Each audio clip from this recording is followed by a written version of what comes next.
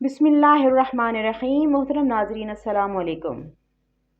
حضور صلی اللہ علیہ وآلہ وسلم نے اسلام کی خاطر کیا کیا مشکلات برداشت کی، انہوں نے کتنی جنگیں لڑیں، ان میں سے ایک کے بارے میں آج آپ کو بتانا چاہوں گی، اور وہ ہے مارکہ موتا۔ مارکہ موتا نبی کریم صلی اللہ علیہ وآلہ وسلم کی زندگی کا ایک بہت بڑا مارکہ تھا۔ اس میں پہلی دفعہ مسلمانوں کو رومیوں کے ساتھ لڑائی کرنے کا موقع ملا۔ یہ مارکہ 8 ہجری کو پیش آیا تھا۔ یہ مارکہ کس وقت اور کن حالات میں پیش آیا؟ نبی کریم صلی اللہ علیہ وآلہ وسلم نے مختلف ممالک اور بادشاہوں کی طرف اپنے سفیر بھیج کر ان کو خطوط بھیجے۔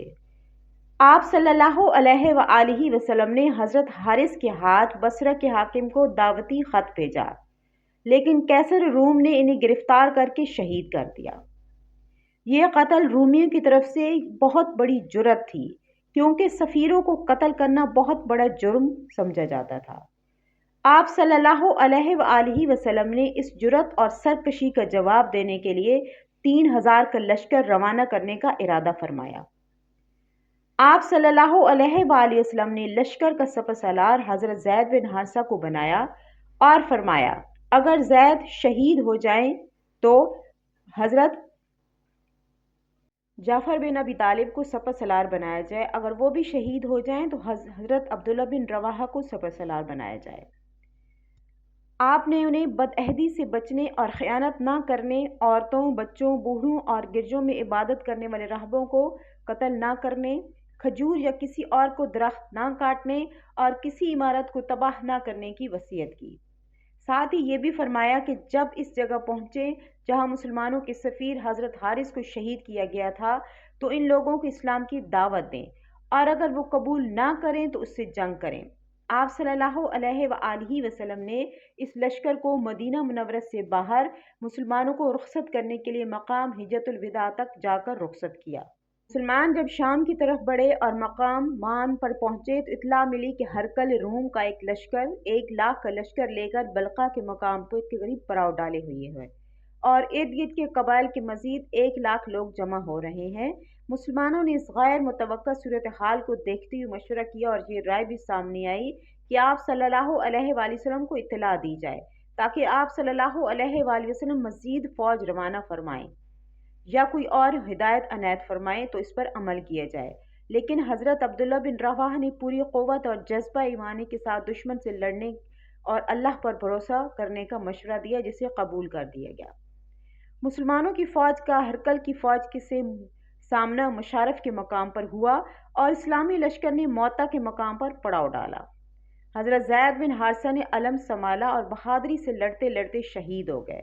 پھر حضرت جعفر نے علم سنبھالا اور بڑی بجگری سے لڑے اور لڑتے لڑتے رہے، یہاں تک کہ دایاں ہاتھ کٹ گیا۔ انہوں نے بائیں ہاتھ میں جھنڈا سنبھالا اور جب اسے کاٹ دیا گیا تو بازوؤں کو سینے سے اسے بلند کیا، یہاں تک کہ شہید کر دیے گئے۔ حضرت جعفر کے جسم پر 90 سے زیادہ زخم لگے، یہ سب زخم ان کے جسم کے اگلے حصے پر لگے تھے۔ اس کے بعد حضرت عبداللہ بن رواحہ نے جھنڈا سنبھالا اور گھوڑے سے اتر کر لڑتے رہے، یہاں تک کہ شہید ہو گئے۔ جب آپ صلی اللہ علیہ وسلم کی پیشگوئی پوری ہوئی، اس کے بعد صحابہ کرام رضوان اللہ علیہم اجمعین نے حضرت خالد بن ولید کو اپنا سپہ سالار مقرر کر دیا۔ آپ صلی اللہ علیہ وآلہ وسلم نے فرمایا کہ حضرت زید شہید ہوئے، حضرت جعفر نے جھنڈا سنبھال لیا، اور جب وہ شہید ہوئے تو حضرت عبداللہ بن رواحہ نے جھنڈا سنبھال لیا، اور جب وہ شہید ہو گئے تو جھنڈا اللہ کی تلواروں میں سے ایک تلوار نے تھام لیا، حتیٰ کہ اللہ تعالیٰ نے فتح عطا فرمائی۔ آپ صلی اللہ علیہ وآلہ وسلم ان تینوں حضرات کی شہادت کا ذکر فرما کر آپ دیدہ ہو جاتے۔ صحیح بخاری۔ آپ صلی اللہ علیہ وسلم نے یہ بھی فرمایا کہ اللہ نے حضرت جعفر کو ان کے دونوں ہاتھوں کے بدلے 2 پر عطا فرمائے، جس سے وہ جنت میں جہاں چاہتے ہیں وہاں اڑتے ہیں۔ اسی وجہ سے حضرت خالد بن ولید کا لقب سیف اللہ دیا گیا۔ حضرت خالد بن ولید نے پہلے دن کی جنگ کے اختتام پر اگلے دن ایک جنگی حکمت عملی اپنائی، جس کا مقصد رومیوں کو خوفزدہ کرنا تھا، وہ مسلمانوں کے لشکر کا تعاقب نہ کریں۔ انہوں نے اگلے دن جنگ سے پہلے لشکر کی ساری ترتیب بدل ڈالی، اگلے حصے کو پچھلے حصے کی طرف اور دائیں طرف والوں کو بائیں طرف کر دیا۔ اس سے دشمن کو شک ہوا کہ شاید ان کے پاس مزید فوجی آ گئے ہیں اور مسلمانوں کی تعداد بڑھ گئی ہے۔ حضرت خالد بن ولید نے جنگ شروع کر کے مسلمانوں کو آہستہ آہستہ پیچھے ہٹانا شروع کیا، لیکن رومی اسے ڈر گئے کہ کہیں اس میں مسلمانوں کی چال نہ ہو اور مسلمان انہیں گھیر کر قتل نہ کر دیں۔ حضرت خالد بن ولید کی یہ تدبیر کامیاب رہی اور مسلمانوں کے لشکر کو انہوں نے بچا کر واپس مدینہ منورہ کی طرف روانہ ہو گئے۔ اس معرکے میں 12 مسلمان شہید ہوئے۔ اس معرکے سے ہمیں رسول اللہ صلی اللہ علیہ وآلہ وسلم کے معجزے اور آپ صلی اللہ علیہ وسلم کی حسن انتظام کا علم ہوتا ہے۔ حضور صلی اللہ علیہ وآلہ وسلم نے خیبر کی غزوہ کس طرح لڑا؟ آپ صلی اللہ علیہ وآلہ وسلم خیبر کی طرف 1400 سے زائد صحابہ کرام رضوان اللہ علیہم اجمعین کے ساتھ روانہ ہوئے، اور خیبر پہنچنے سے پہلے آپ صلی اللہ علیہ وسلم نے رات کو اعلان فرمایا کہ کل میں جھنڈا ایسے آدمی کو دوں گا جو اللہ اور اس کے رسول سے محبت کرتا ہے اور اللہ اور اس کے رسول اس سے محبت کرتے ہیں۔ صحابہ کرام رضی اللہ تعالیٰ عنہم کو اس فضیلت کے حاصل ہونے اور اس شخص کے بارے میں جاننے کا بہت اشتیاق ہوا۔ جب صبح ہوئی تو آپ صلی اللہ علیہ وسلم نے حضرت علی کو بلایا جن کی آنکھیں دکھ رہی تھیں۔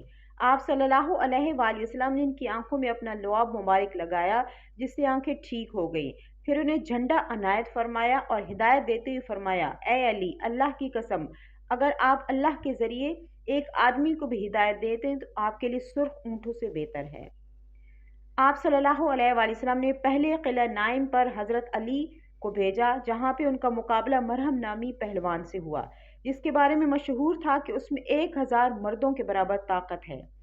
دونوں طرف سے تبادلہ ہوا اور پھر حضرت علی نے ایک ہی تلوار کے وار سے اس کو ڈھیر کر دیا۔ اس کے بعد مرہب کے بھائی یاسر کو حضرت زبیر نے قتل کیا۔ پھر یہود سے بھرپور لڑائی ہوئی جو کئی دن تک جاری رہی، لیکن یہود اگلے قلعے صاب میں چلے گئے تھے جسے 3 دن کے محاصرے کے بعد فتح کر لیا۔ اس کے بعد پے در پے قلعہ زیبر، قلعہ ابی، قلعہ نزار فتح ہوتا چلا گیا، جس کے نتیجے میں خیبر کا نصف حصہ فتح ہو گیا۔ اس عظیم کامیابی کی وجہ سے حضرت علی کو فاتح خیبر بھی کہا جاتا ہے۔